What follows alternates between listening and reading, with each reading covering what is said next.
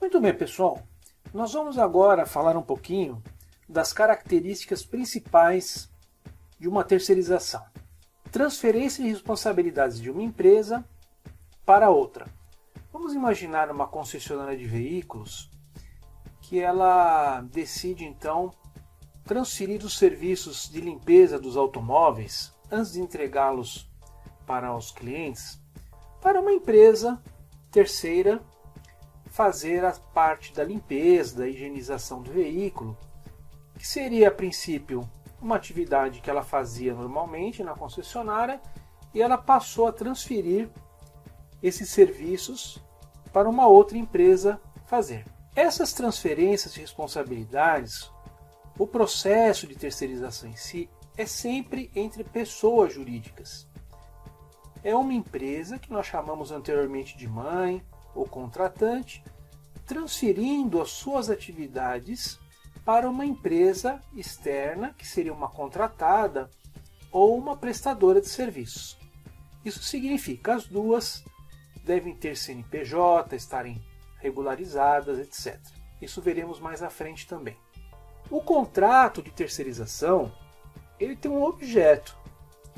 Esse objeto, ou seja, esses serviços devem ser determinados.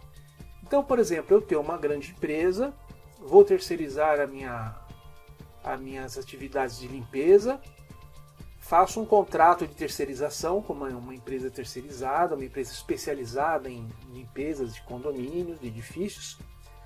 Eu não posso utilizar aquela mão de obra que está fazendo serviços de limpeza na minha empresa para fazer outras atividades, orientar os funcionários da limpeza a fazerem, por exemplo, refeição, ou fazerem corte da grama.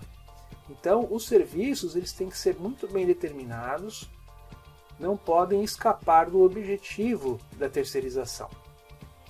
Falamos também do processo gerenciado anteriormente. Não bastará para terceirizar simplesmente transferir as atividades para uma outra empresa, sem uma observação, um zelo, um controle da qualidade dos serviços que estão sendo realizados. Quando nós terceirizamos, nós também delegamos à empresa terceirizada praticamente o nosso nome, a nossa imagem. Então, o que ela fizer, por exemplo, de incorreto, eventualmente, isso pode prejudicar a imagem da nossa empresa, que é a empresa contratante. Daí a importância da gestão dos fornecedores, feito, obviamente, pela empresa contratante.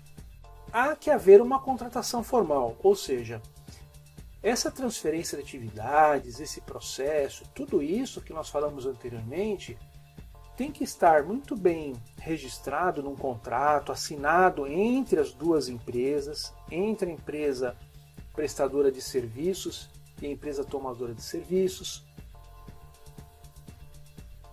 Pensemos na estrutura de um hospital.